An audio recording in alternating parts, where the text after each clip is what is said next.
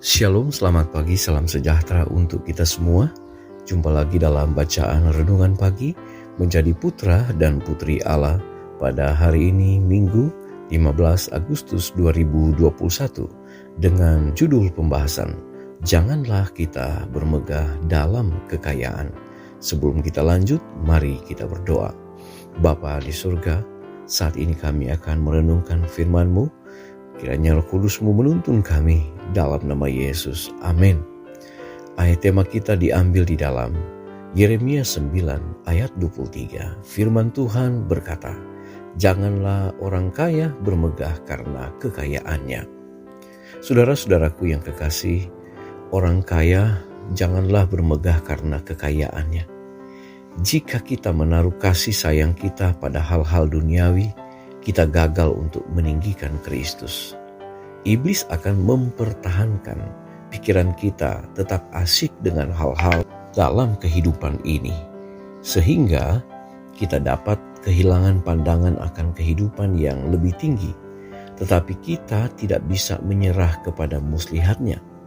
Kristus adalah sumber dari semua berkat duniawi dan juga semua berkat rohani. Jika Dia memberi kita kekayaan, bukan berarti kita bisa mengklaimnya sebagai milik kita. Janganlah kamu mengumpulkan harta di bumi. Di bumi, ngengat dan karat merusakkannya, dan pencuri membongkar serta mencurinya. Tetapi, kumpulkanlah bagimu harta di sorga. Paulus menghitung semua hal sebagai kerugian, supaya ia boleh menang dalam Kristus.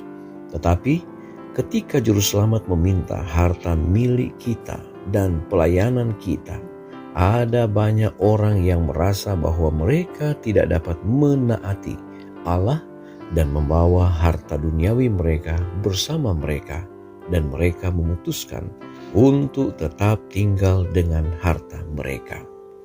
Bagaimanakah orang-orang yang berharap untuk berdiri di sekitar tahta Kristus dan berpakaian dengan kebenarannya, tidak mempercayai Allah dan takut bahwa Dia akan meninggalkan mereka menjadi melarat? Di manakah iman mereka? Bapa surgawi kita memberi makan burung gagak, dan apakah Dia tidak akan memberi makan kita lagi? Jika kita memiliki pandangan yang benar tentang Kristus, kita tidak akan mengizinkan apapun ditempatkan antara kita dan Dia. Mereka yang belajar untuk melihat seberapa dekat mereka dapat hidup dengan dunia dan mendapatkan sorga juga, akan datang cukup dekat untuk menutup pintu sorga baginya. Kita harus menerima bagian agama yang menderita jika kita mau duduk bersama yang menderita di atas tahtanya. Meskipun sah bagi kita untuk memperoleh harta, uang yang kita miliki harus dianggap hanya sebagai milik yang dipercayakan bagi kita, tidak untuk disia-siakan, tetapi digunakan dalam pelayanan Tuhan. Saudara-saudaraku yang kekasih, seharusnya tujuan kita ditentukan untuk mematuhi perintah kapten kita, dan dengan demikian memberikan kekayaan surgawi bagi diri kita sendiri.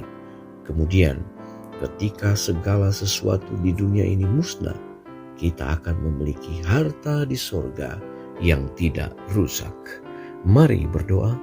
Bapa di surga, kami berterima kasih berkat Tuhan lewat firman-Mu pada saat ini. Menolong kami untuk mengingatkan agar kami tidak bermegah dalam kekayaan. Hal-hal duniawi yang ditawarkan menjadi satu tantangan bagi manusia.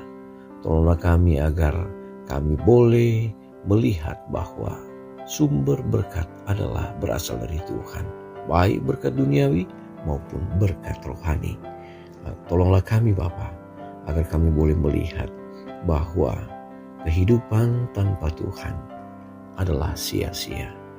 Tolonglah kami Bapa, agar kami selalu hidup dekat dengan Tuhan untuk mendapatkan satu kehidupan yang mematuhi akan setiap perintah-perintah Allah. Bapa di surga, berkati kami hari ini. Setiap tugas, tanggung jawab, pekerjaan yang kami lakukan, biarlah Tuhan berkati. Hindarkan dari hal-hal yang tidak diinginkan, dan biarlah kasih Tuhan akan selalu melimpah dalam hidup kami. Ampuni dosa kami, dalam nama Yesus kami sudah berdoa. Amin. Pertemuan kita telah selesai, kita akan jumpa lagi besok. Shalom, Tuhan Yesus memberkati.